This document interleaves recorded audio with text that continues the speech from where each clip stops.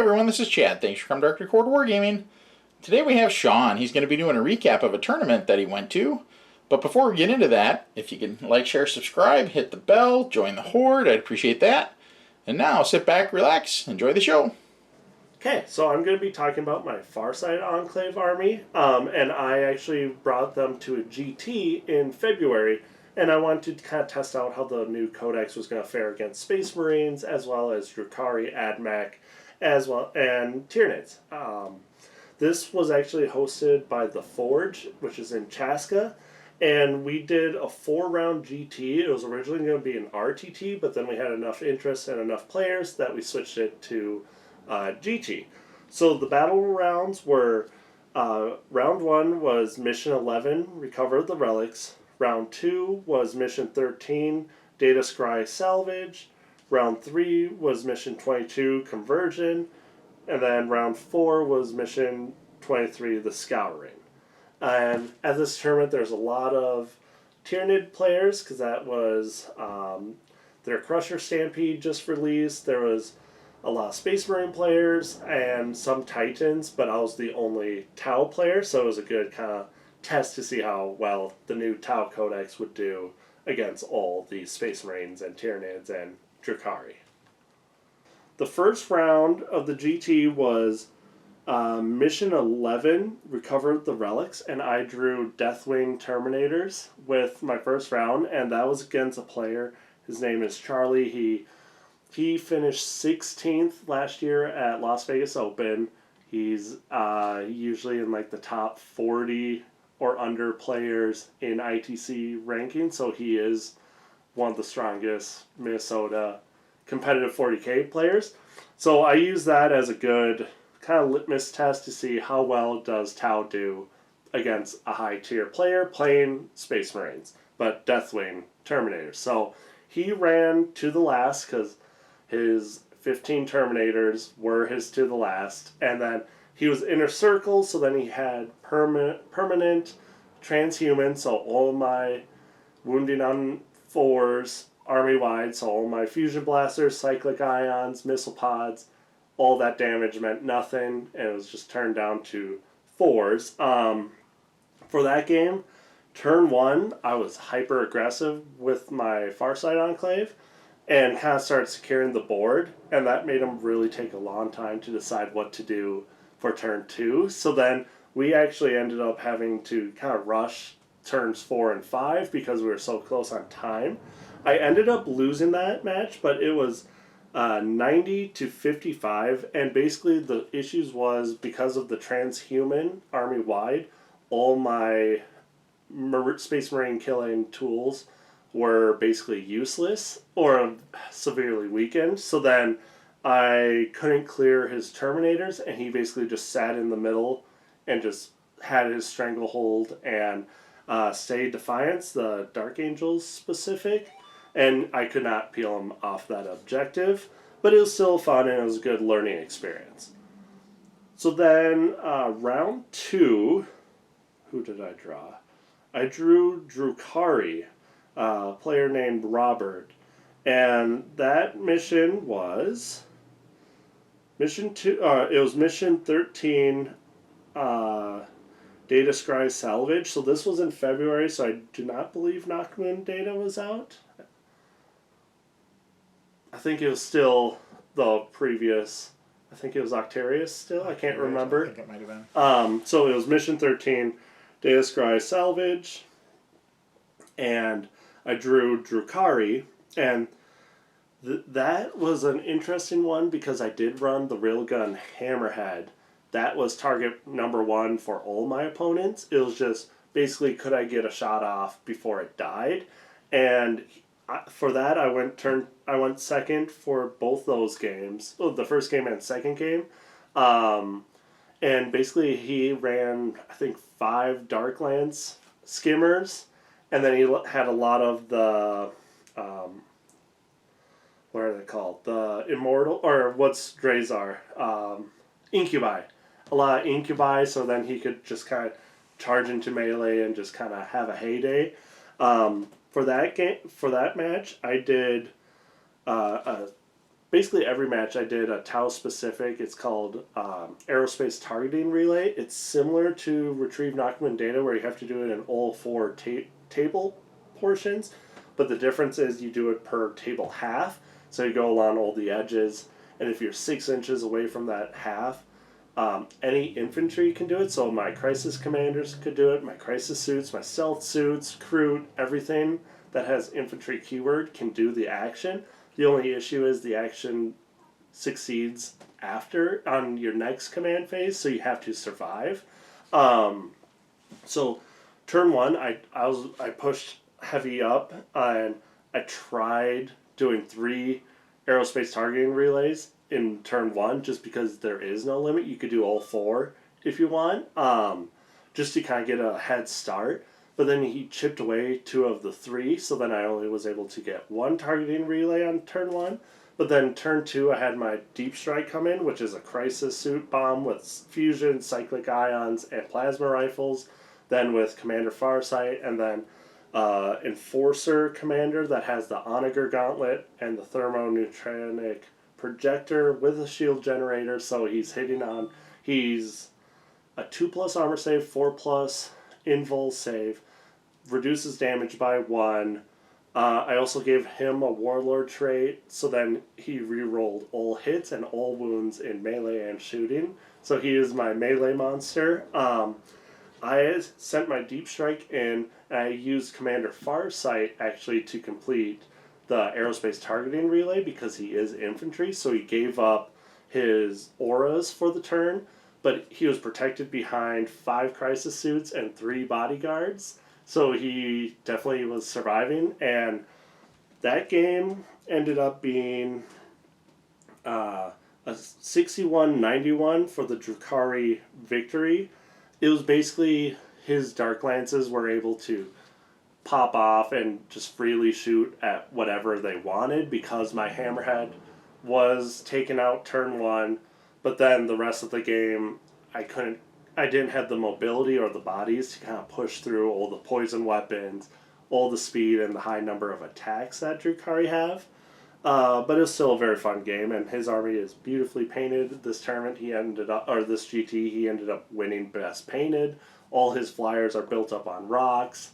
They're an awesome army. But it was still a fun game, and that was my first time playing 9th edition Drakari, actually. So it was kind of a learning curve of how well does Tau do against 9th edition Drakari post-nerfs. Battle round 3, it was against Blood Angels. This opponent, halfway through our game, he disclosed that this was his first ever GT or RTT, so it kind of explains some of the stuff that was happening. But I also got Alpha Strike, so then in that game, the mission was... Sorry, I'm flipping back and forth. The mission was Mission 22, Conversion.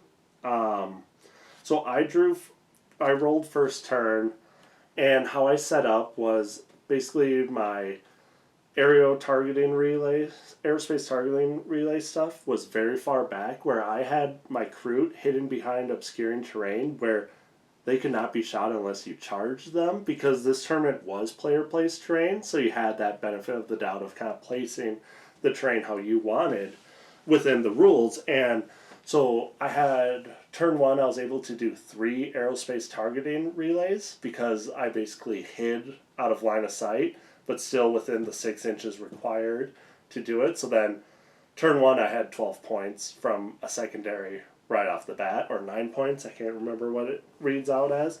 But then he had a non-optimized Blood Angels list. He had a lot of Death Watch. He had a Land Raider. And he was just still kind of learning the game. So I kind of realized he was a newer player, and I kind of tried helping him out on stuff, gave him chances where if he was going to make a mistake, say, I want to avoid doing a gotcha moment. Here's what I can do in response to this. So I was trying to really help him learn some of this. And the main issue was he wasn't being aggressive and pushing forward up to my Tau army. So then I was able to sit on those backfield objectives, sit on 3 objectives the entire game, and just basically shooting line him down. That game ended up with a Farsight Enclave victory, 100-26, and we did get 10 points for battle ready and painted, so he scored 16 points throughout the entire game.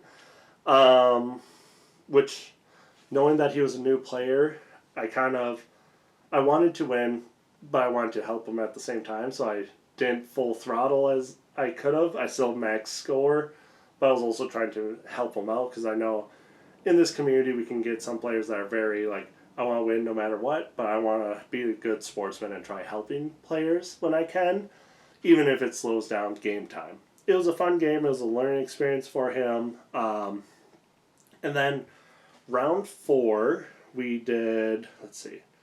Round 4 was mission 23, the Scouring, which everyone hates the Scouring for some reason. I enjoy it. It was fun.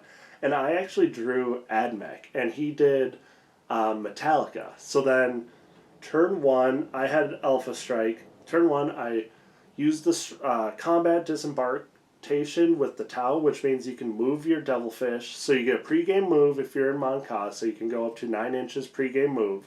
Then you can fully move, disembark your Breachers, in my case, and then the Breachers can still advance and shoot. So then I was basically in point-blank range to his Rangers and his Iron Striders and his Sulphur Hounds. So basically my 2 squads of 20 Breachers shredded the Sulphur Hounds and shredded a squad of Rangers from point-blank range.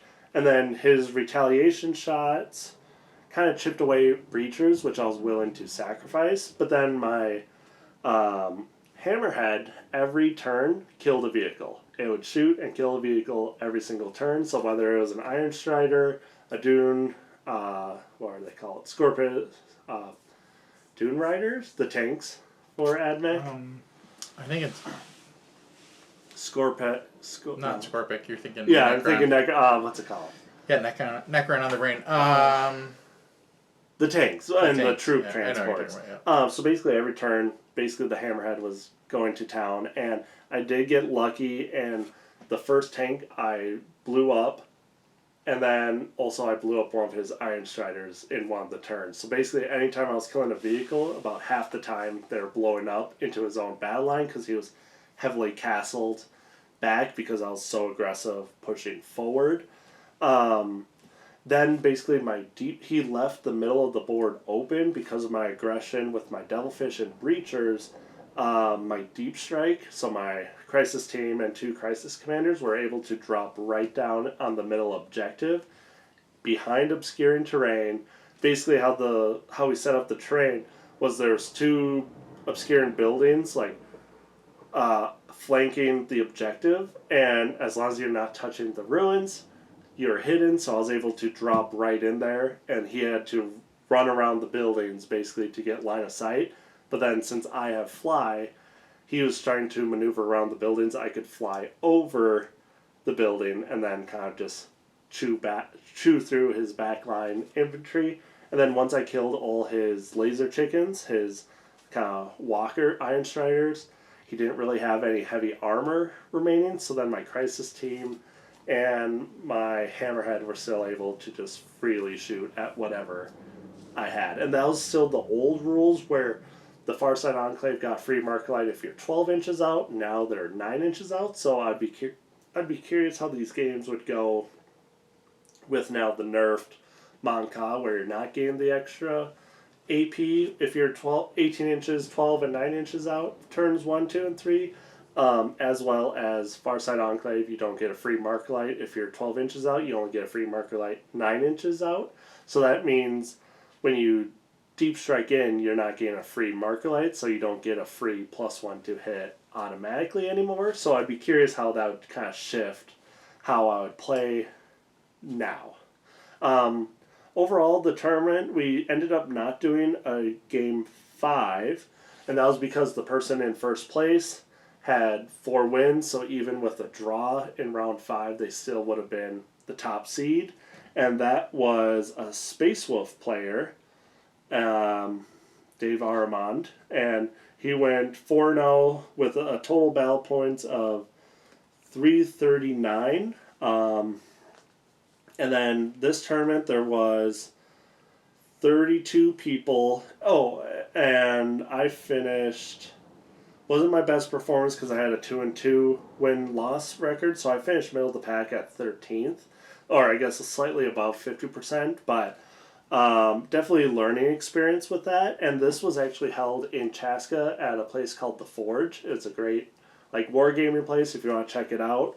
They host a lot of tournaments there, a lot of RTTs and GTs. Usually every few weeks they have a tournament there. But it was very fun. It was very enjoyable.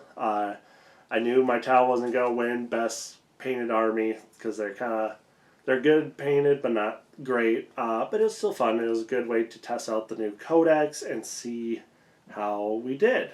So like, share, subscribe, hit the bell, join the Horde, and we will see you in the next one.